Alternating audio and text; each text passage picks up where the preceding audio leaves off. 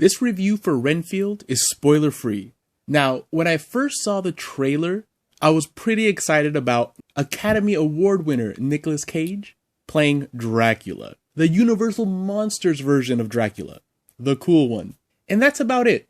My expectations for the movie were pretty low, but I gotta say, after watching it, I really enjoyed it more than just Nicolas Cage as Dracula. Of course, every second he's on screen is awesome. And he's not being the over-the-top, super goofy Nicolas Cage. He's actually doing a serious job at being Dracula. And of course, he's my favorite part of the movie. But that said, the supporting cast was also good. And when Dracula wasn't on screen, I wasn't just waiting for him to come back. Nicholas Hoult was great as Renfield. Awkwafina was good as a cop. And Shohreh Aghdashloo, who is also Academy Award nominated, was good in the movie as well.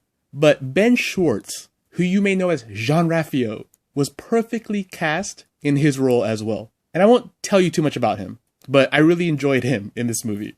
There are a lot of action scenes that are surprisingly inventive and very, very, very gory.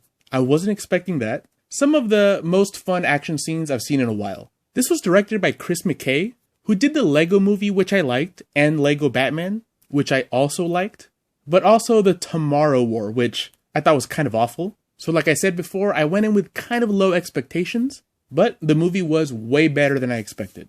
It looked good. Some of the scenes may be a little oversaturated, but it kind of went with the whole fun of it all. The way they light Dracula is awesome, and so are his costumes. The score I enjoyed as well, and it's fast-paced.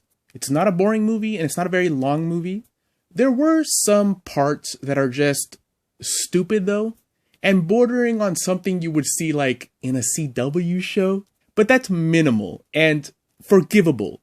Now, I don't think it's doing that well at the box office. It's also competing with another, I wouldn't call this a horror movie, but I think it does split the audience with the new Exorcism movie that came out with Russell Crowe, and of course the Mario movie, which everybody is watching. So it does have like some stiff competition.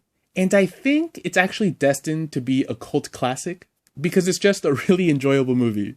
There was this old Asian lady sitting a couple seats down from me who I could hear chuckling a few times during the movie. And at one point, she lets out a "what the fuck?" and starts laughing. She's enjoying it though, right? And I feel like most people in my theater did enjoy it. It's not super, super, super funny, but it does have some moments that really will make you laugh.